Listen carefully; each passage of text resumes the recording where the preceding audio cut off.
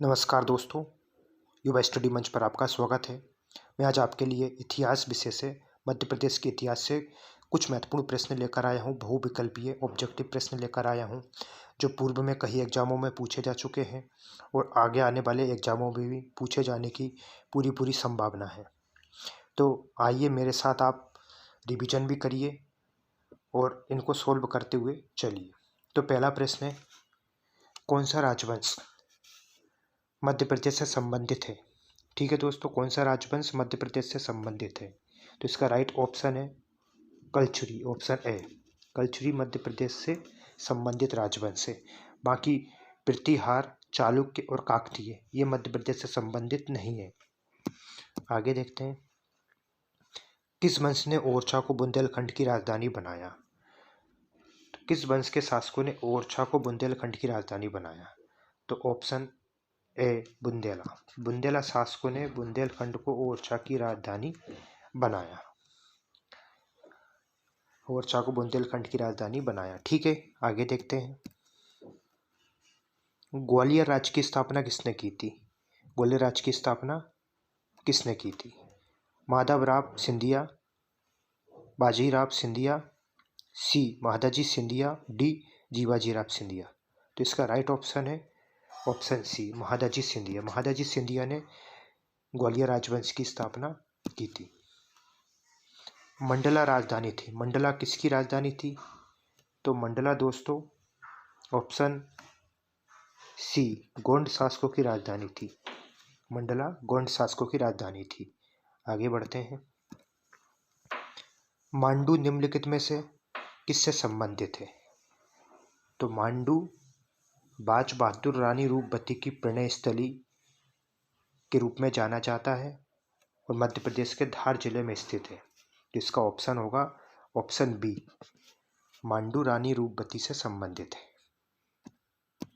आगे देखते हैं, इनमें से कौन सा परमार वंश का शासक नहीं था? चार ऑप्शन दिए गए हैं, इनमें से परमार वंश का शासक कौन नहीं था? तो इसका राइट आंसर है ऑप्शन सी, गांगेयदेव परमार वंश का शासक नहीं था। उपेंद्र मंजू, उदित्यनाथ ये तीनों परमार वंश के शासक थे।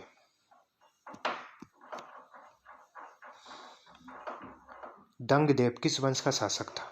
तो दंगदेव किस वंश का शासक था दोस्तों? ऑप्शन है जाजक भुक्ति के चंदेल, चंदेल वंश का शासक था दंगदेव। ठीक है, चंदेलों ने किस जगह पर शासन किया था? खजुराहो और उसके आसपास के क्षेत्र में। मध्य प्रदेश में प्रागैतिहासिक शैलचित्र कहाँ पाए जाते हैं? तो मध्य प्रदेश में प्रागैतिहासिक शैलचित्र ऑप्शन डी भीमबेटका में पाए जाते हैं। तो भीमबेटका मध्य प्रदेश के रायसेन जिले में स्थित है। ये बहुत ही महत्वपूर्ण प्रश्न है, कई बार परीक्षाओं में पूछा जा चुका है। अमजेरा रियासत का संबंध किस जिले से है? तो अमजेरा रियासत का संबंध किससे है दोस्तों? ऑप्शन सी, धार जिले से अमजेरा रियासत का संबंध है। आगे, 1956 में मध्य प्रदेश का कौन सा क्षेत्र महाराष्ट्र में मिला दिया गया था? 1956 में जब मध्य प्रदेश का विभाजन हुआ था तो कौन सा क्षेत्र महाराष्ट्र में मिला दिया गया था? तो आइए देखते हैं ऑप्शन, छत्तीसगढ़, मालवा, विदर्भ, चंदेरी। छत्तीसगढ़ 2000 में अलग हुआ मध्य प्रदेश से, 2000 के पहले और 1956 के बाद तक मध्य प्रदेश का हिस्सा था छत्तीसगढ़। ठीक है दोस्तों, मालवा वर्तमान में मध्य प्रदेश का हिस्सा है, चंदेरी मध्य प्रदेश का हिस्सा है, विदर्भ ये महाराष्ट्र में मिला दिया गया था 1956 में। ठीक है, तो ऑप्शन सी विदर्भ। मंडला किसकी राजधानी थी? मंडला राजधानी थी किसकी थी? गोंड शासकों की। ऑप्शन सी, गोंड शासकों की राजधानी थी मंडला। राजा भोज ने कहाँ शासन किया? राजा भोज ने शासन किया किस जगह पर शासन किया राजा भोज ने? तो राजा भोज ने धार नगरी, धार पर शासन किया। ऑप्शन बी, राजा भोज ने कहाँ पर शासन किया? तो धार पर। अकबर के साथ युद्ध करने वाली दुर्गावती रानी थी, कहाँ की रानी थी दुर्गावती? इसका राइट आंसर है मांडू, मंडला, असीरगढ़, राजगढ़, इनमें से कहाँ की राजधानी थी? अकबर के साथ युद्ध करने वाली रानी दुर्गावती कहाँ की रानी थी? तो मंडला। ऑप्शन बी, दुर्गावती का संबंध किससे था? मंडला राज से। ठीक है। ग्वालियर राज्य की स्थापना किसने की थी? तो ग्वालियर राज्य की स्थापना, इस प्रश्न का उल्लेख पूर्व में भी किया जा चुका है, महादजी सिंधिया। ऑप्शन सी।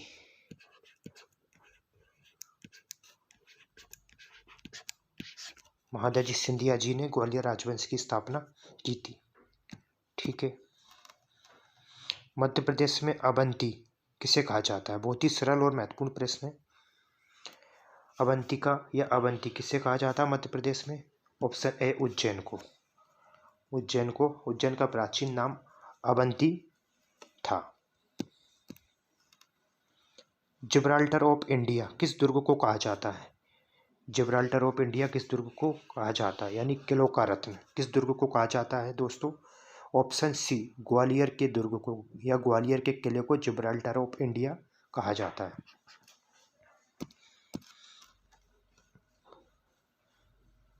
शहीद चंद्रशेखर आजाद का जन्म मध्य प्रदेश के किस जिले में हुआ था? तो किस जिले में हुआ था मध्य प्रदेश के? इसका राइट आंसर है ऑप्शन डी, अलीराजपुर। अलीराजपुर में एक जगह है भाभरा, जिसका अभी नाम चेंज कर चंद्रशेखर आजाद नगर कर दिया गया है। तो भाभरा में उनका जन्म हुआ था, चंद्रशेखर आजाद का। ठीक है, जो अलीराजपुर में स्थित है, अलीराजपुर जिले में। आगे देखते हैं, निम्न में से कौन से स्वतंत्रता सेनानी या सेनानियों का जन्म मध्य प्रदेश में हुआ था? तो इनमें से किन किन का जन्म मध्य प्रदेश में हुआ दोस्तों? टंटा भील का जन्म मध्य प्रदेश में हुआ, चंद्रशेखर आजाद का जन्म मध्य प्रदेश में हुआ। ऑप्शन सी, उपयुक्त दोनों। यह आंसर इसका सही होगा, क्योंकि दोनों का जन्म मध्य प्रदेश में हुआ। ठीक है, आगे देखते हैं, सांची स्तूप का निर्माण किसने करवाया था? सांची स्तूप का निर्माण किसने करवाया था दोस्तों? Option D, Ashok. सम्राट अशोक ने सांची के स्तूप का निर्माण करवाया था, जो मध्य प्रदेश के रायसेन जिले में स्थित है। ठीक है, आगे देखते हैं, किस राजवंश ने भारत को प्रसिद्ध खजुराहो के मंदिर दिए? यानी खजुराहो के मंदिरों का निर्माण किसने करवाया था दोस्तों? परमार, मौर्य, चंदेल, होलकर। तो खजुराहो के प्रसिद्ध मंदिरों का निर्माण किसने करवाया था? चंदेल शासकों ने। 950 ईस्वी से 1050 ईस्वी के मध्य इन मंदिरों का निर्माण चंदेल शासकों ने करवाया था। ठीक है, इतिहास के अनुसार किसने ग्वालियर की स्थापना की थी? ग्वालियर की स्थापना की थी, किसने की थी ग्वालियर राज्य की स्थापना या ग्वालियर शहर की स्थापना किसने की थी? ऑप्शन ए, राजा सूरज सेन। सूरज सेन, सूरज सेन ने ग्वालियर की स्थापना की थी। ग्वालियर के सिंधिया वंश का संस्थापक कौन था? ग्वालियर के सिंधिया वंश का संस्थापक कौन था दोस्तों? तो इसका राइट आंसर है रणकोजी। ऑप्शन सी, रणकोजी ग्वालियर के सिंधिया वंश का शासक था, सिंधिया वंश का संस्थापक था। ठीक है, आगे देखते हैं, किस जिले में अशोक के शिलालेख पाए गए हैं? किस जिले में अशोक के शिलालेख पाए गए हैं?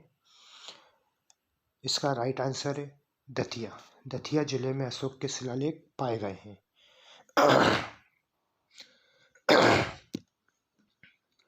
आगे देखते हैं, पुरातत्व स्थल कायता किस नगर के समीप स्थित है? पुरातत्व स्थल कायता किस नगर के समीप स्थित है? तो ये उज्जैन नगर के समीप स्थित है कायता।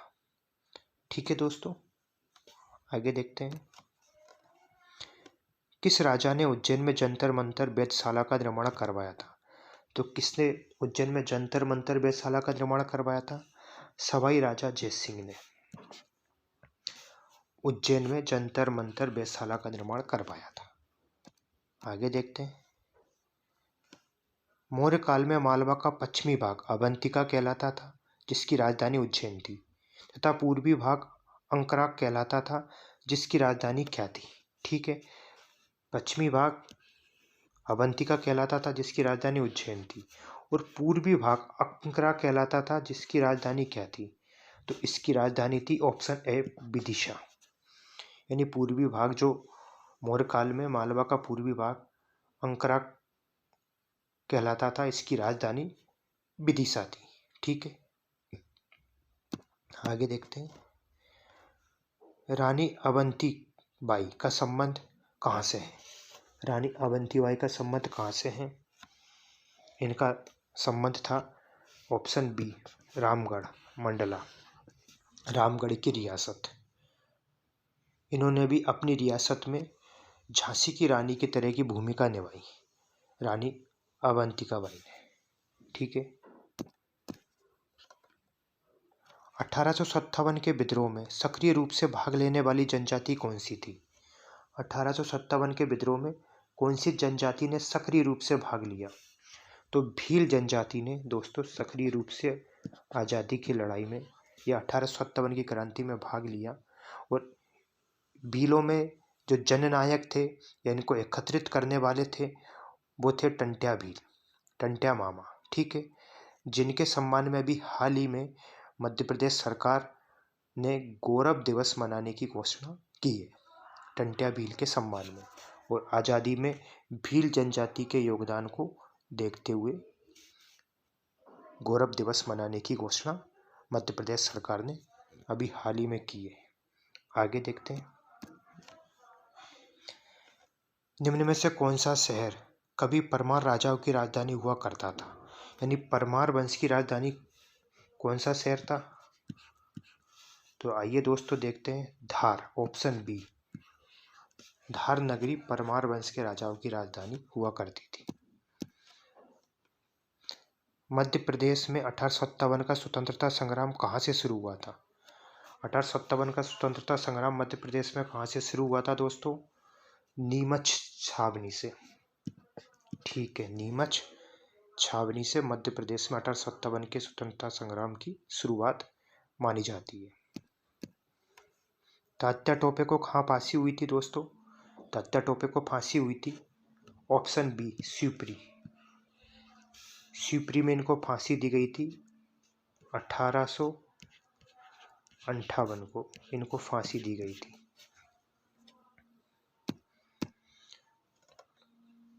अगला देखते हैं। बिंदुसार की मृत्यु के समय अशोक एक प्रांत का गवर्नर था, इस प्रांत की पहचान करें। तो बिंदुसार की मृत्यु के समय अशोक कहाँ का गवर्नर था? तो इसका राइट आंसर है दोस्तों उज्जैन। उज्जैन का गवर्नर था अशोक बिंदुसार की मृत्यु के समय।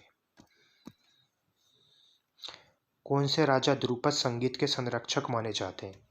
कौन से राजा ध्रुपद संगीत के संरक्षक माने जाते हैं? तो इसका राइट आंसर है दोस्तों राजा मानसिंह तोमर। राजा मानसिंह तोमर ध्रुपद संगीत के संरक्षक माने जाते हैं। अगला देखते हैं। मध्य प्रदेश के जबलपुर जिले में कलचुरी शासकों की राजधानी कहाँ पर थी? कलचुरी शासकों की राजधानी कहाँ थी दोस्तों? कलचुरी शासकों की राजधानी थी ऑप्शन ए त्रिपुरा, जो जबलपुर के निकट है। त्रिपुरा में कलचुरी शासकों की राजधानी थी। आगे देखते हैं। प्राचीन भारत में सती प्रथा के प्रचलन का प्रथम पुरातात्विक साक्ष्य निम्नलिखित स्थलों में से कहाँ प्राप्त हुआ? तो कहाँ प्राप्त हुआ दोस्तों? सती प्रथा। सती प्रथा का साक्ष्य मध्य प्रदेश में किस जगह से प्राप्त हुआ प्राचीन काल में?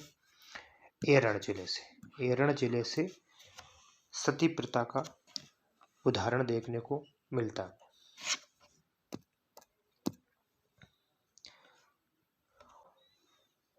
आगे देखते हैं दोस्तों। भरूच स्तूप की खोज किसने की थी? भरूच स्तूप की खोज किसने की थी दोस्तों? ऑप्शन ए, कनिंघम ने भरूच स्तूप की खोज की थी। अशोककालीन स्तूप है ये भरूच स्तूप और सतना जिले में स्थित है। झांसी की रानी लक्ष्मीबाई की मृत्यु कहाँ पर हुई थी? झांसी की रानी लक्ष्मीबाई की मृत्यु कहाँ पर हुई थी दोस्तों? ऑप्शन बी, ग्वालियर में इनकी मृत्यु हुई थी। अंग्रेजों से युद्ध लड़ते हुए 1857 की क्रांति के दौरान ये शहीद हुई थी। आगे देखते हैं दोस्तों।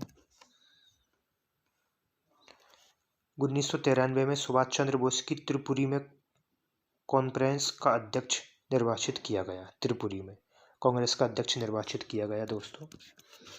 त्रिपुरी मध्य प्रदेश के किस जिले का नाम, किस जिले में स्थित है? तो त्रिपुरी मध्य प्रदेश के किस जिले में स्थित है? पूर्व में भी इसकी चर्चा कर चुके हैं। तो त्रिपुरी, जहाँ पर कांग्रेस का अधिवेशन हुआ था 1993 में, सुभाष चंद्र बोस जिसके अध्यक्ष बनाए गए थे, त्रिपुरी मध्य प्रदेश के जबलपुर जिले में स्थित है। ठीक है। बोधन किसका सेनापति था? बोधन किसका सेनापति था दोस्तों? तो बोधन ऑप्शन ए, शाहगढ़ के राजा बखत बली का सेनापति था। ठीक है दोस्तों, ऑप्शन ए।